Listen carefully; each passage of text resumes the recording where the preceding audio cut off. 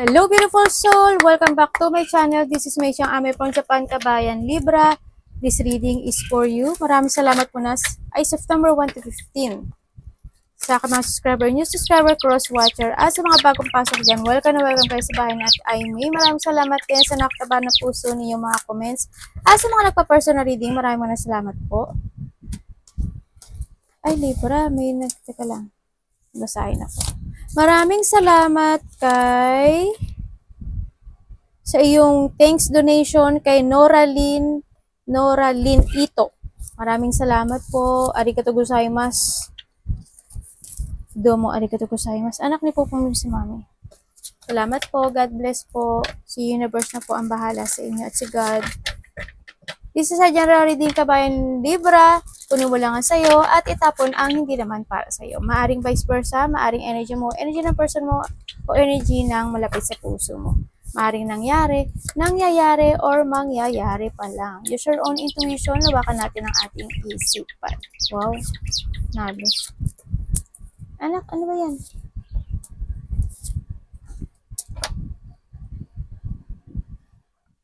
Excuse po.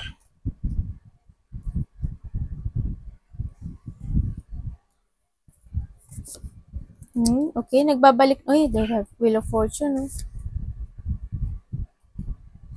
Nagbabalik na ang iyong sigla, no? Ngayon, may mga pag-iipon ng money.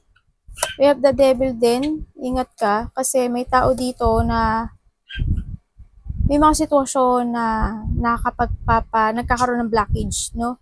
Yan.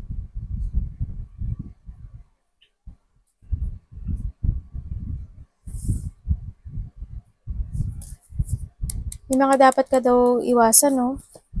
Baka nagiging palagastos ka, ha? Kung may addiction ka when it comes to money, no? Kailangan atang mag-ipon and kailangan daw bilhin lang ang mga dapat bilhin. No, sa nakita ko dito. There's a good luck, then ako nakikita. Good fortune.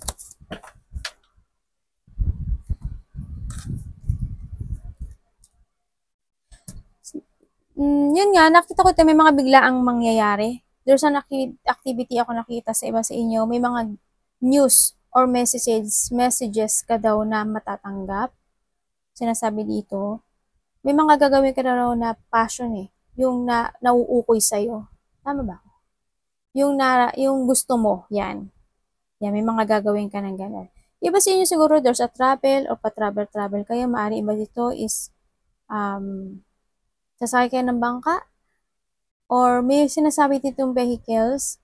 Hindi ko alam kung may nagpapagawa kayo or bibili kayo. Baka kaya kayo nag-iipon ng money rin. Baka dahil doon sa part na yun, no? Kasi meron na kayong pinupukusan. Sa iba sa inyo, may pinupukusan na kayo na isang sitwasyon at nagtitake action kayo doon sa sitwasyon na yun. Kumbaga may mahalaga na sa inyo. Sa nakita ko, maaring trabaho, yan. Maaring focus kayo sa pag-iipon ng pera, ganyan. May mga layunin, may mga objective na ako nakikita sa iba sa inyo. May distance, kumbaga siguro yung iba sa inyo, may mga bagong journey na kayong tatahakin, kasi may movement din ako nakikita, tsaka changes pala. Yan. May mga changes. Minsan, makakaramdam ka ng very emotion, or maaring, minsan siguro hindi ka nakapagtutulog, ganyan. May mga ini-imagine ka siguro. Yung iba dito, mas more ma-enlighten yung intuition nyo sa nakita ko dito, yung instinct nyo. And then, meron naman ako nakikita pagpupuri sa iba sa inyo na maaring may humahanga sa inyong kasama nyo sa trabaho, sa paligid nyo. Yung hindi pinupuri nyo, pinupuri ka nila. Or hindi man nila sabihin sa inyo na humahanga sila sa iyo. Sa nakita ko dito. Magkakaroon, or maaari ikaw rin, baka meron ka ng isang situation na very inspired ka. Diba? Halimbawa, yung bago mong buhay, yung bagong mong journey, ganyan, o kaya relationship man yan, bago mong trabaho, yan, nagkakaroon na ng inspirations in life sa inyong buhay sa ngayon.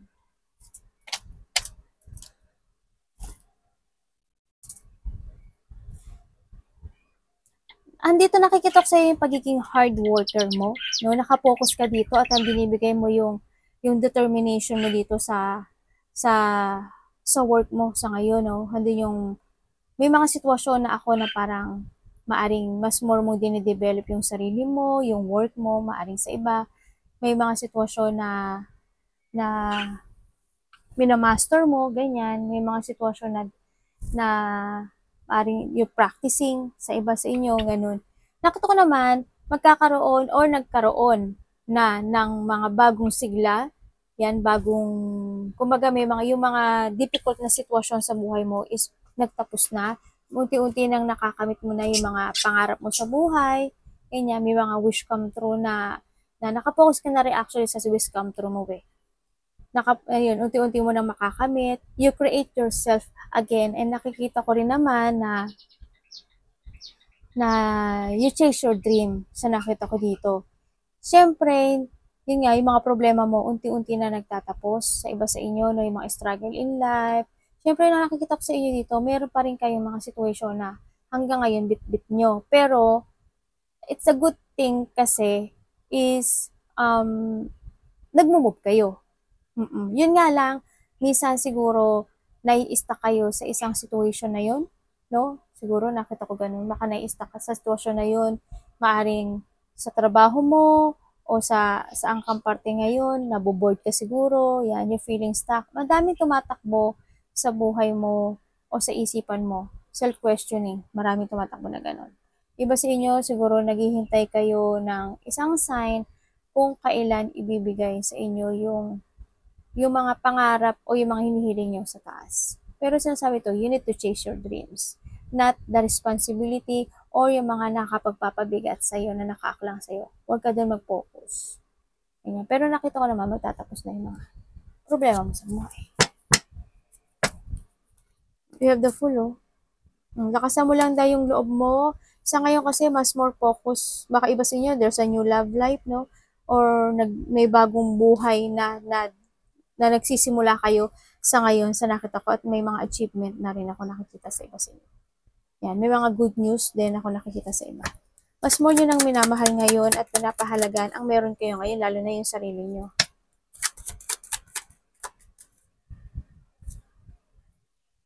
Ang galing, oh, 8-8, oh. May 8-8 ka. Wow, congrats. There's an abundance. No? Malaking magbabago sa'yo. Bakit po? Okay, thank you. 6.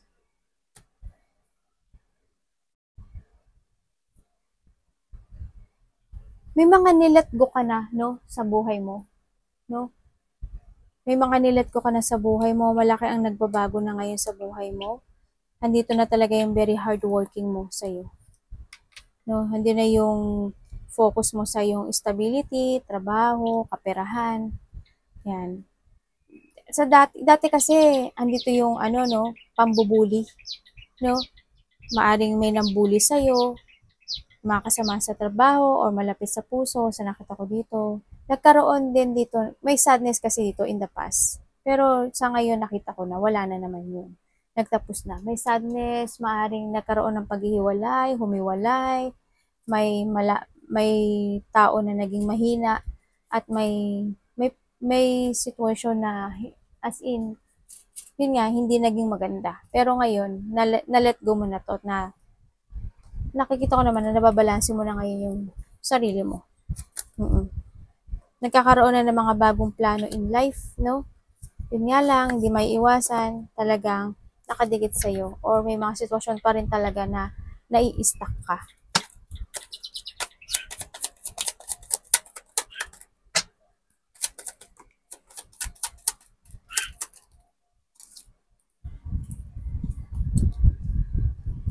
Uy, bakit po? Dali lang ha. Bakit?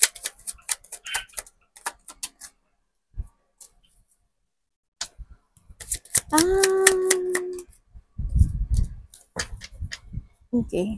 Thank you.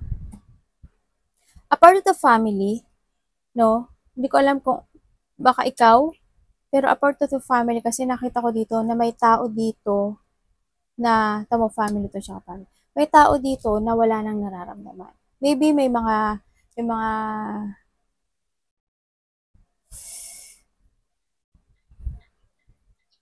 Wala na nararamdaman eh.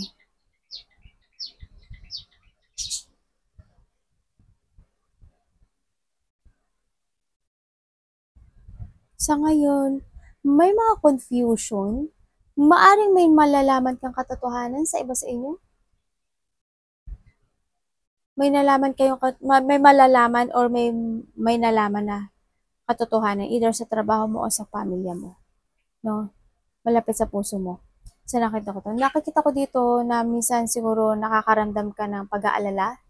Maaring nagkakaroon ng delay-delay sa iba mong mga kagustuhan or sa iba mong gustong yung yung creative mo, ganyan. Maaring nagkakaroon siguro ng ano doon, blockage, no? Sa nakita ko. Maaring inaalala mo yun, ganyan. Kaya nagkakaroon ng delay. May mga situation na rin ako nakita na there's a confusion kasi. Maaring iba dito na overwhelm kayo sa katotohanan, sa mga information. No, kaya ngayon hindi nyo alam kung paano nyo umpisahan. Medyo iba dito magulo yung isip, no?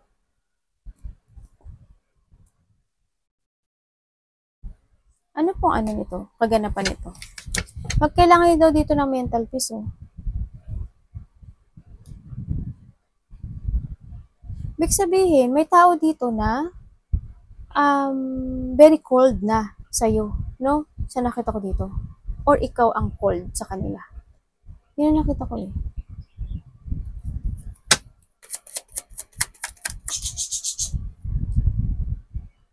Mm.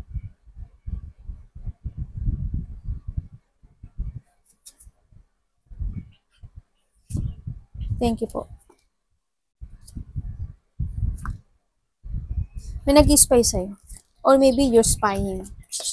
No? Sa... Okay, nakita ko na. Aware ka ngayon. May sitwasyon maaring a family, karelasyon. Aware ka sa kanila, no? Sa nakita ko dito. There's, sinasabi dito, kailangan mo daw mag-awakening na. Kasi nakita ko nga dito, di ba, may confusion at indecisions in life na maaring nagkakaroon ng blockage sa ibang gusto mong mangyari sa buhay mo. Sinasabi rin dito na kailangan mong i-let go yung mga confusion na yon, yung takot na yon. Sinasabi dito kasi dito naman si angels mo. Kumbaga, kailangan mong magpunla muli, no? Kailangan mong tumutok sa pagpapalago ng sarili mo sa ngayon. Pero we have the Ten of Cups kasi, yung mga difficult na sitwasyon na nangyayari sa buhay mo or nangyari, magtatapos na yon. Magkakaroon na ng new beginning sa buhay mo. Yan. And there's a transformation din ako nakikita, pero yung iba sa inyo, kasi nga dito nga nakita ko nagkakaroon ng delay sa ibang mga aspeto ng buhay nyo. I-let go nyo daw yun, no? Kumbaga, you need to release yung situation na yun. Kumbaga, harapin mo yung takot mo. Sinasabi to, kailangan mo mag-decide at mag-focus ngayon sa sarili mo. Huwag kang mag-focus sa mga sitwasyon na wala naman na sa'yo or wala nang pakailam sa'yo or mga sitwasyon na hindi naman din makakatulong to grow you. No? Sa nakita ko dito, maging aware ka sa part na yun sa buhay mo. Kailangan dito ng self-evaluation. No? You need to learn from the past. Kasi si universe is nakaguide sa'yo at ang lalong-lalo na rin yung angels mo nakaguide sa'yo. Dito ka mag-focus sa mga dreams come true mo.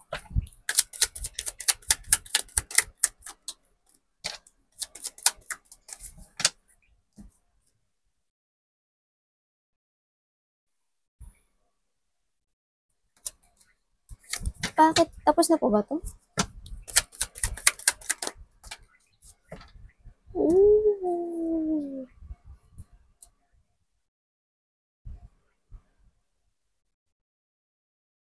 Mag-ingat ka, no? Meron ka mga gustong, okay, umpisahan ko sa'yo ha. Sabi dito, may mga inaalala ka nga. May mga sitwasyon na may mga wini-wish ka o hinihiling sa taas o mga dreams mo in life na maaring inaalala mo kung makukuha mo ito or hindi. Sa nakita ko rin dito na sinasabi, magkakaroon ng delay or magkakaroon ng delay sa ibang hinihiling mo sa taas. Hindi lahat isabay-sabay ibibigay sa'yo. Yung iba dito, magkakaroon kayo ng lack of direction, maaari may mga situation ako na mag-i-stop. Yun nga, pagtigil ng hindi mga kagustuhan sa buhay. na hiniling na maaring mag-delay. May mga sinasabi din dito na may mga ginagawa kayo or gagawin kayo na yung sacrificing pointless sa ibang bagay. Maaring halimbawa kung dito, 'di ba? Napo-focus ka dito sa sitwasyon mo na yung kasi indecision ka, 'di ba? Takot, yan. Maaring kung halimbawa kung takot ka, may anxiety, na stress ka, na confused. There's a confusion ako nakikita dito. Sinasabi dito na huwag kang mag-ano doon. Kaya ang nangyayari sa'yo, nagkaka-delay-delay ka dito. 'Di ba? Kailangan mo maging totoo sa sarili mo. Kailangan wag mong isipin eto kasi pointless eh. Tama naman, 'di ba? Pointless to. Isip ka na isip ito, for what? 'Di ba? Ganyan. Bakit ka natatakot? Ba't hindi mo harapin yung takot mo? You need to try, 'di ba? May mga ganung bagay, kailangan mong i-try. Kasi pag hindi mo ito-try, hindi mo malalaman. Kung ano man yung sitwasyon na kariresultahan na yun, you need to learn. Kasi yun yung ano, yun yung binibigay sa na na learning, 'di ba? Sa ganun. And then nakikita ko rin dito, maaring makakaramdam kayo ng katamaran, no? Yun nga, alisin niyo rin yung katamaran niyo. Ayan, maaring yung iba dito is you release yourself sa katamaran nyo or yung hindi pagkilos, maaring kayo is popokusin nyo na yung inyong dreams come true. Pero, may tao dito na, yun nga, baka kayo rin, hindi kayo naging totoo sa sarili nyo, pero may tao rin ako dito na nakikita na hindi totoo, dishonest. May dishonest person.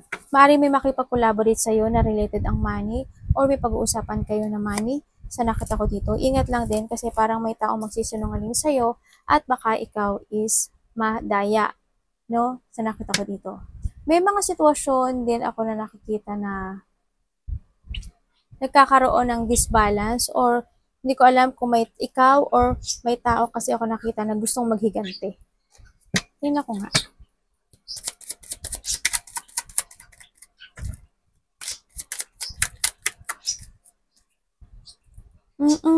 Ingat na look. Ay, ibig sabihin, nagkaroon ka ng problema or magkakaroon ka ng problema. Sa iba, siguro nagkaroon na ka ng problema na naloko kayo sa pera. Or sa trabaho. Ganyan. Tapos na po to. Oh, tapos na nga. Sa iba dito, tapos na to. May makakonfine daw.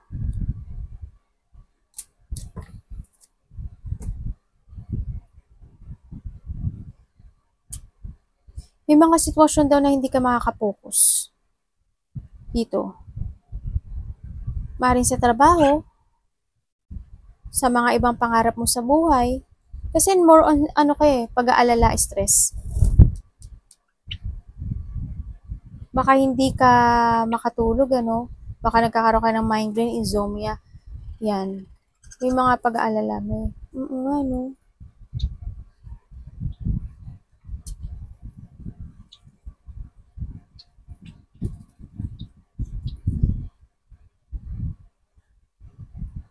May makapagsalita sa iyo ng hindi maganda. May magsasalita daw sa hindi maganda. May sitwasyon dito, sana hindi ka bulihin, baka may mabuli sa iyo eh. Mabe-burn out ka raw. May mga sitwasyon ako na nakita dito na wala kang magagawa. Siguro may mga sitwasyon na wala kang about sa pera, siguro may mga sitwasyon na wala kang magawa kasi nangyaring bigla. Ganun. Na biglang naloko ka. Ano ba to? Ang dami ko namang blessing ng anak ko.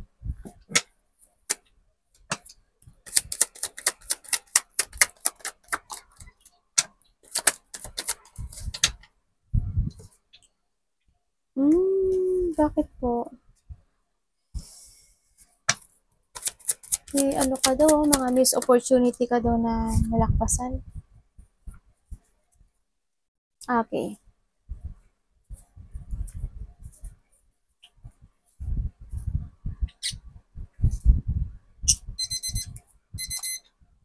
So, iba dito may nag-abandonahan sa'yo, no? o may ibinabandonahan ka na na isang sitwasyon dito. Nagkakaroon ka raw ng doubt sa mga gusto mong gawin sa buhay mo. Yung ibang bagay ha, nagkakaroon ka ng doubt sa direction mo din sa buhay mo. Yan, may doubt, tsaka may mga, nagkakaroon ka ng mga option. Halimbawa, sa trabaho, sa karelasyon, yan, baka nagkakaroon ka ng option. O sa direction mo sa buhay. Yan, nagkakaroon ng distraction to take it action, no? And then, yun nga, siguro maaring kung may bagong tao o karelasyon o trabaho man yan na dumarating sa buhay mo o na nakikita ko dito, takot ka sa kalalabasan nito. Parang may takot na, no?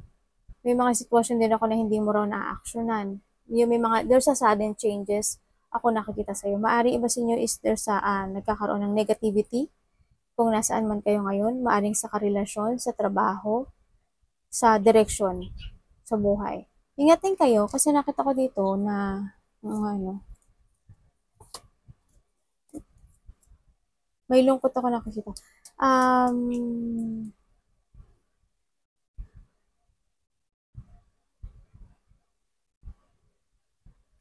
Kung kayo is may trabaho sa ngayon or kung nasaan kayong sitwasyon na siya, may doubt yun. Parang nakita ko sa'yo, go to the flow ka sa ngayon. Dito, no? Kung saan ka dali ng agos ng buhay, doon ka. Kumbaga, may mga missed opportunities nga na lumakpas. No? Maaring ganun. O lalakpas. Baka sumasakit yung likod mo. Talagang meron ka na inabandonahan.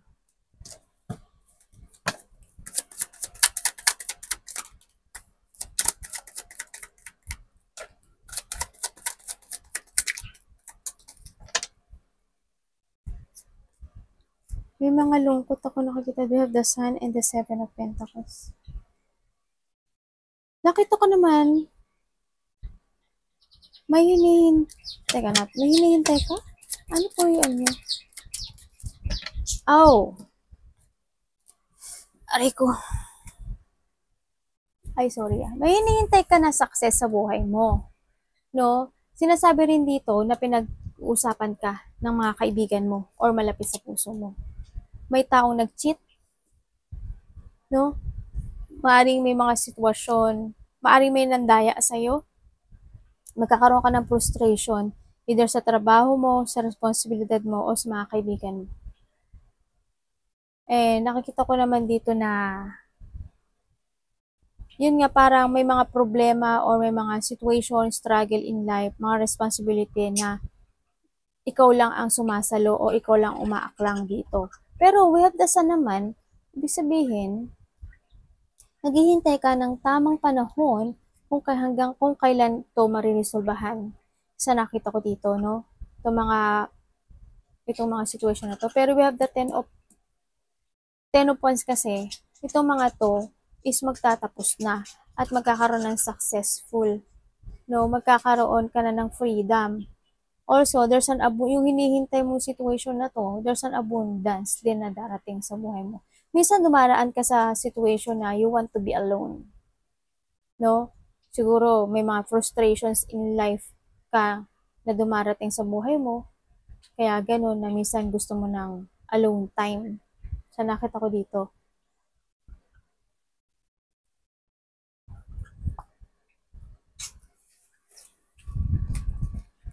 Tingnan natin.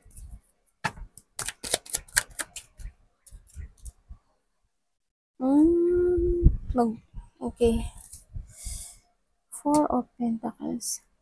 Alagaan mo daw yung sarili mo, no? Alagaan mo yung sarili mo, self-care ang kailangan, and syempre saving money. Tsaka, yun nga,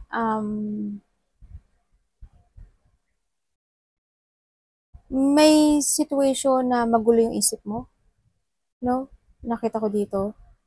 Nagkakaroon, hindi ko alam kung may mag-aaway-away.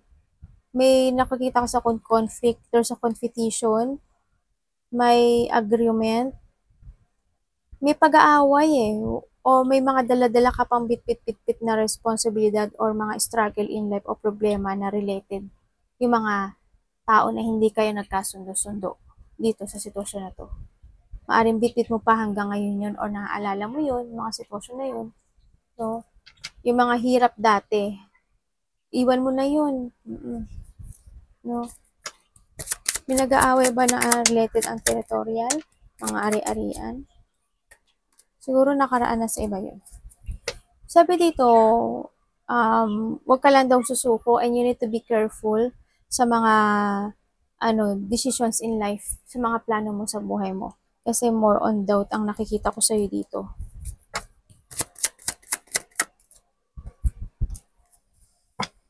Nagkakaroon ka ng doubt magkakaroon ka na ng doubt sa tao na maaari may makapag-collaborate sa iyo or sa work to, sa iba sa inyo. May taong makipag-collaborate or there's a partnership, may dealing, maaring magkaka-doubt ka doon sa iba sa inyo. Maaring may nakipag-collaborate din sa iba sa inyo, kuhanin mo lang ay maaring may nakipag-collaborate yung iba sa inyo, pero nasaktan ka niya. No? Maaring itong tao, tapos hinihintay mo itong tao na to o hinihintay mo yung situation na muling maging okay. Ang nakikita ko dito sa iba. Ano ba hindi ko malaman kaya ano? Bakit?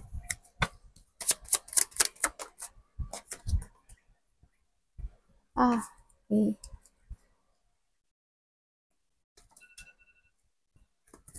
Hala.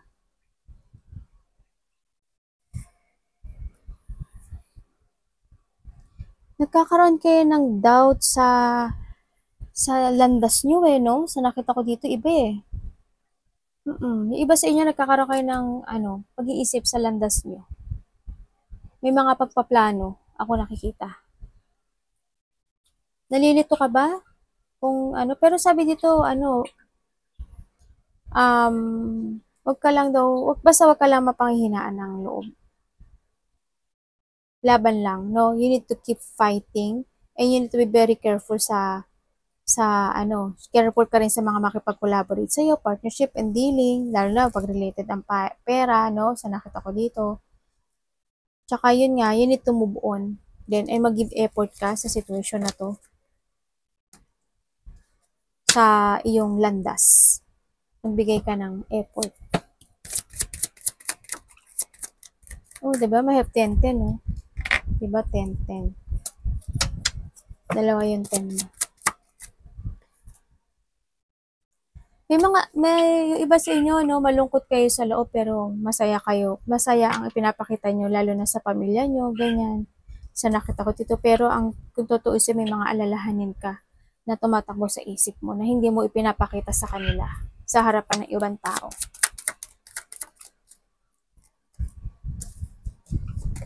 Nag-aaral ba kayo? May travel kayo, no? Iba. May mga sitwasyon na talagang susundin mo na yung iyong nagiging emotion ka. Yun na, yung pangarap mo sa buhay mo. You chase your dream. No? And nakikita ko naman na pinag-aaralan mo yung mga bagay-bagay na yon.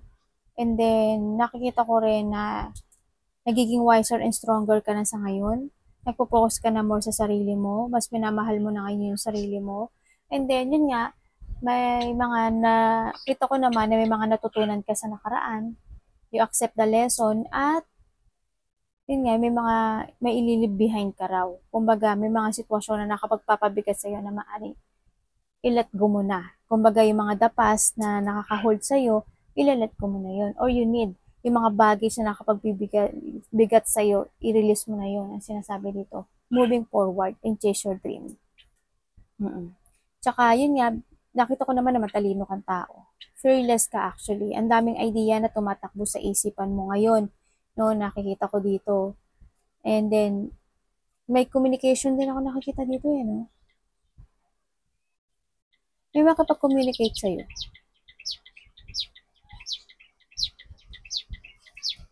Sino po?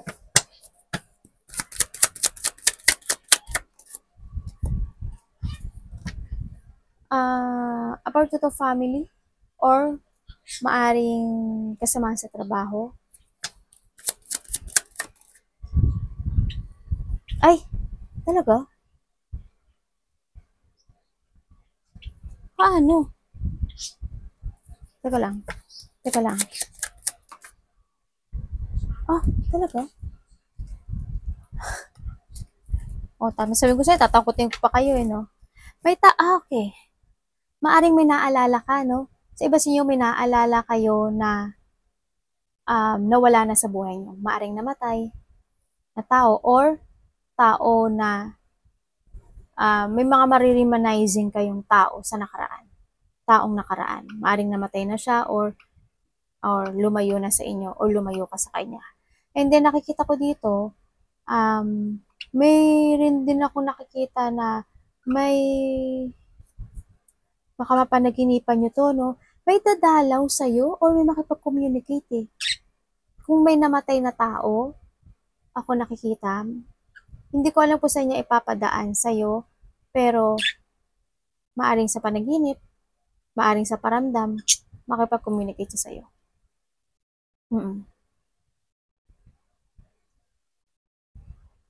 Maaring may tao din dito na narcissist na maaring makipag-communicate sa'yo. Yung iba sa inyo ha, yung iba sa inyo, ganun nakita ko. Kung hindi siya namatay, taong narcissist ito. Na ined mo na sa buhay mo, pero baka makipag-communicate tong narcissist person na to.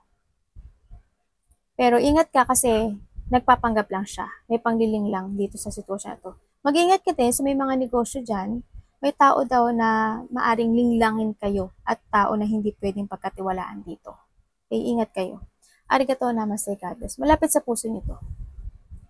Maaring malapit sa puso or nakakausap niyo na siya. Diyan eh.